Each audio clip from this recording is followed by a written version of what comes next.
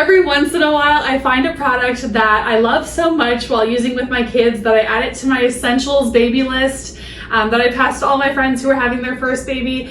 After using this with 2 kids now, I could not think of a better way to have my kiddo close to me, but still have a crib setting for them. I have a 3-year-old and an 8-month-old currently. My 8-month-old still sleeps in here, and at 26 pounds, he is a big boy. But this hasn't shown any signs of wearing or slowing us down with use anytime soon. I actually opted to use a mini crib rather than a bassinet in the beginning with him because it is nice to be able to use one product through their ages rather than having to switch bassinet to a crib to a floor bed and all of that fun stuff that comes with having kids. We did find that we were working with limited space in our master bedroom here, and this mini crib came in handy for that as well because I can easily fold it up.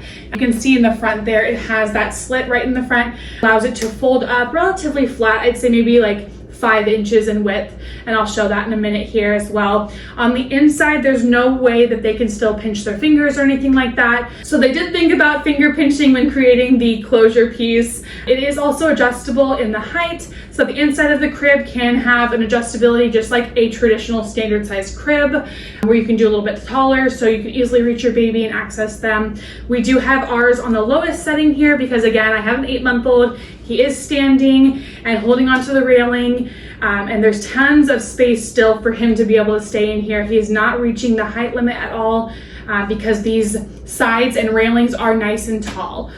A little bonus with this one as well is that the railings on the side here do have a little plastic casing on them, and that has been super nice. I didn't know I would love it as much as I do, but he is starting to chew and gnaw on everything. We did not have that issue with our first kiddo, so this is a new one for us as well, and this little casing has actually stopped him from taking any paint off of the crib itself. I will note as well that this mini crib did come with a little padded insert to work as the mattress piece here.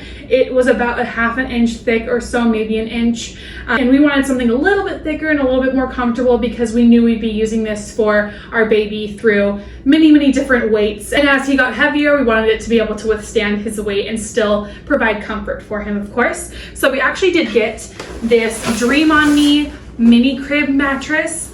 And I like this one specifically if you're looking for an additional mattress insert. It's about 4 inches thick, I believe, so still a good thickness for comfort, but nothing that's going to reduce the depth of the crib too much where your baby's going to be standing up too tall in this crib and can't use it for as long. It does also have the waterproof casing on the mattress itself, so you don't have to have a separate mattress protector or anything like that. This one is nice and easy to clean blowouts and those leaky diapers off of, where you can just put a sheet on this and it's ready to go. Definitely recommend this Dream On Me mattress if you're gonna get the mini crib. This one's great, has worked great, and it's nice and snug in this crib specifically as well.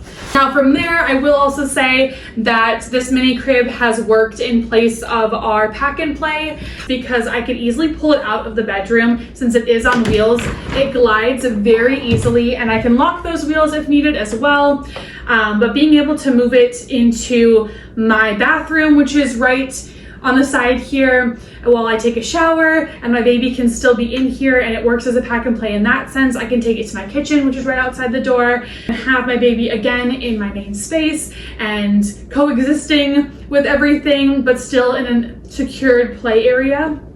That was a huge bonus for me personally with having the mini crib versus a standard standalone crib that's not going to be on wheels, of course, and isn't going to move. And then again, this kind of crosses that overlapping of a crib and a bassinet and a pack and play, and this kind of gives us that all-in-one feature.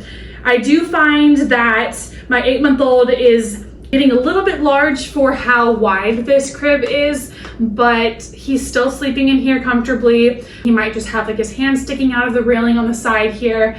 We're probably gonna go to about 10 months or so in here, so he's got a few more months here unless he reaches the weight limit for some crazy reason before then. And then we will go ahead and transition him to his floor bed and make a nice easy switch. And I have placed my mini crib super high on my must-haves list as a new parent because of its versatility and uses and its ease in being able to fit in so many different spaces. I will also say that this one has withstood my crazy 3-year-old jumping in here and jumping around, and we're not seeing any signs of bowing or any issues with the bottom there. So if you do have a bigger kiddo, I don't think you're gonna have any issues with this. It's a nice thick piece of wood on the bottom. To fold up, we're gonna go ahead and remove the mattress or the insert that it comes with.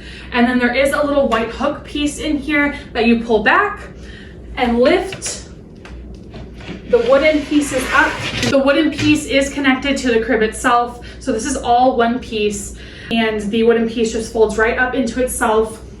I currently don't have that bottom piece in here as I'm folding it up. There are little locks on both sides of the crib here that you'll raise and unlock. And once those are unlocked, just like that, you can fold them in and turn it into a folded and compact mini crib. So easy to store away when needed or not needed. And definitely a huge bonus in being able to store away this crib and use it for future kiddos as well.